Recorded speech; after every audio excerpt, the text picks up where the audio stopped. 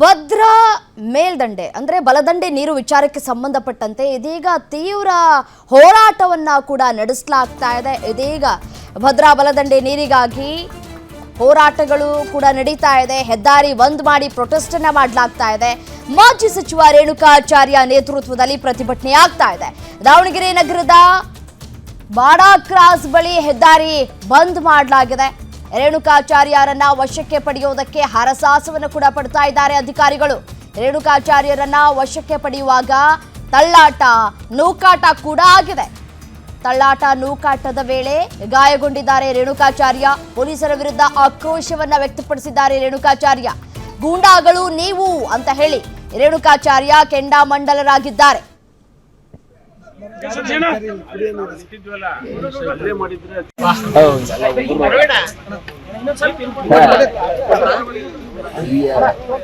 Military police ಇದ್ರಲ್ಲ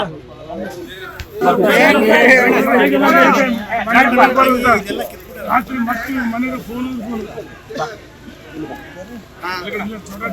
ಸುಸ್ತು ಮಾಡಿ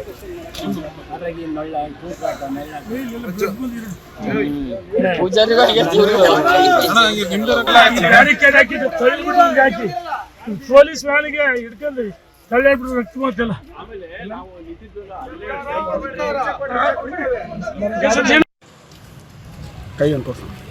ಇತ್ತ ಮಂದಿ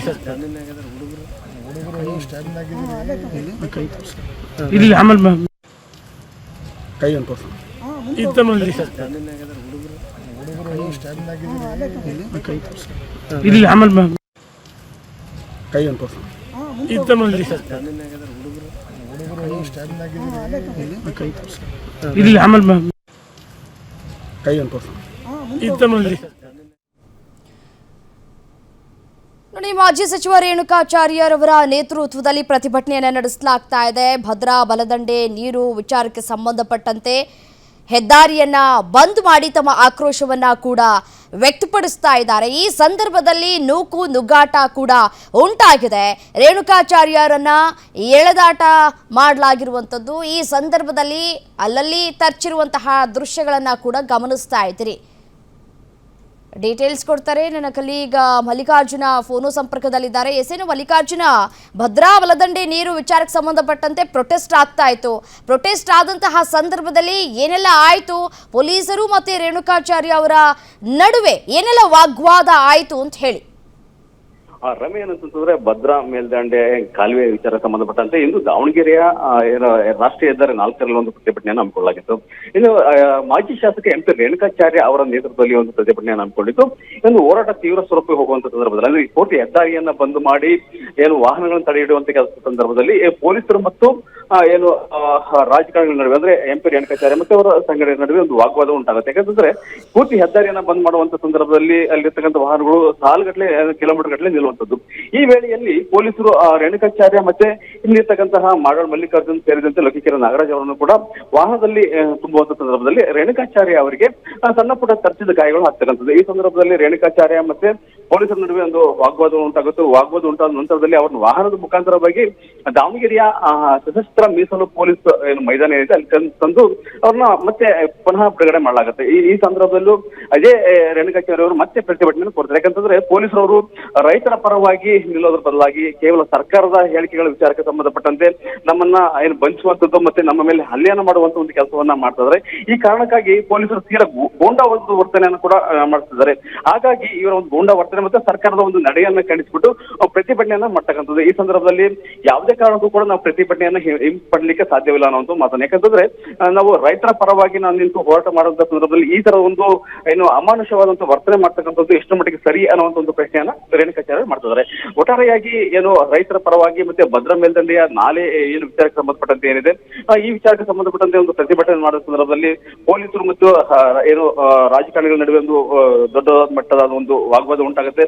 ಅದಾದ ನಂತರದಲ್ಲಿ DR ವೆಹಿಕಲ್ ಅಲ್ಲಿ ತಂದು ಸಶಸ್ತ್ರ ಮೀಸಲು ಪಡೆ ಏನು ತಂದು ಇಡಲಾಗುತ್ತೆ. ಈ ವೇಳೆಯಲ್ಲಿ ರೇಣುಕಾಚಾರ್ಯ ಹೇಳ್ತಕ್ಕಂಥದ್ದು ಏನಂದ್ರೆ ಸ್ಥಳಕ್ಕೆ SP ಮತ್ತೆ DC ಅವರು ಭೇಟಿ ನೀಡಿ ನಮ್ಮ ಒಂದು ಹೋರಾಟದ ಏನಿದೆ ಆ ಹೋರಾಟಕ್ಕೆ ಸಂಬಂಧಪಟ್ಟಂತೆ ಒಂದು ಮನವಿಯನ್ನ ಪಡೆಯಬೇಕು. ಅಲ್ಲಿ ತನಕ ಕೂಡ ನಾವು ಹೋರಾಟವನ್ನು ಮುಂದುವರಿಸ್ತೀವಿ ಅನ್ನುವಂತ ಒಂದು ವಿಚಾರವನ್ನ ಈಗ ಪ್ರಸ್ತಾಪ ಮಾಡಿರ್ತಕ್ಕಂಥದ್ದು. ರಮ್ಯಾ, ಸದ್ಯಕ್ಕೆ ಈಗ ಯಾರ್ಯಾರನ್ನ ವಶಕ್ಕೆ ಪಡೆದುಕೊಂಡಿದ್ದಾರೆ ಪೊಲೀಸರು, ವಶಕ್ಕೆ ಪಡೆದುಕೊಂಡು ಆನಂತರ ಬಿಡುಗಡೆ ಮಾಡಿದ್ದಾರಾ ಅಥವಾ ಇನ್ನೂ ಅವರ ವಶದಲ್ಲೇ ಇದ್ದಾರಾ ರೇಣುಕಾಚಾರ್ಯ ಅವರು ಸೇರಿದಂತೆ ಇನ್ನು ಯಾರೆಲ್ಲ ವಶಕ್ಕೆ ತೆಗೆದುಕೊಂಡ್ರು ಅಂತ ಹೇಳಿ?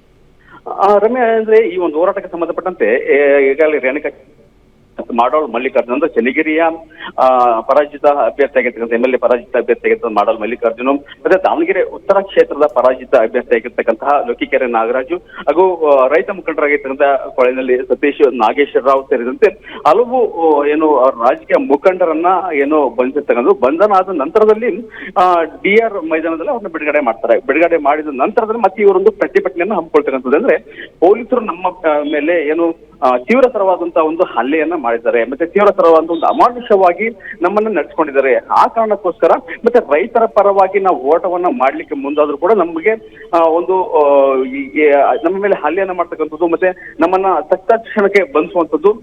ಸೊ ಈ ಒಂದು ವಿಚಾರಕ್ಕೆ ಸಂಬಂಧಪಟ್ಟಂತೆ ಈಗಾಗಲೇ ಅವರು ಮತ್ತೆ ಪ್ರತಿಭಟನೆಯನ್ನು ಹಮ್ಮಿಕೊಟ್ಟಿರ್ತಕ್ಕಂಥ ಅಂದ್ರೆ ಏನು ಪ್ರತಿಭಟನೆ ಬೆಳಗ್ಗೆ 12 ಗಂಟೆಗೆ ಮಾಡಿರ್ತದ್ದು, ಅದಾದ ನಂತರ ಈಗಲೂ ಕೂಡ ಒಂದು ಪ್ರತಿಭಟನೆಯನ್ನು ಮುಂದುವರಿಸ್ತಿದ್ದಾರೆ. ಮತ್ತೆ ಸ್ಥಳಕ್ಕೆ SP ಮತ್ತು DC ಬರಬೇಕು, ಮತ್ತೆ ನಮ್ಗೆ ಆದಂತ ಒಂದು ಅನ್ಯಾಯಕ್ಕೆ ಸಂಬಂಧಪಟ್ಟಂತೆ ಅವರಿಗೆ ಒಂದು ಮನವಿಯನ್ನು ಸಲ್ಲಿಸ್ತೀವಿ ಅನ್ನುವಂತ ಒಂದು ಮಾತನ್ನು ಕೂಡ ರೇಣುಕಾಚಾರ್ಯ ಮತ್ತೆ ಅವರ ಸಂಘಟನೆ ಕೂಡ ಹೇಳ್ತಕ್ಕಂಥದ್ದು. ರಮ್ಯಾ, ರೈಟ್, ಥ್ಯಾಂಕ್ ಯು ತಮ್ಮೆಲ್ಲ ಮಾಹಿತಿಗಾಗಿ ಮಲ್ಲಿಕಾರ್ಜುನ್.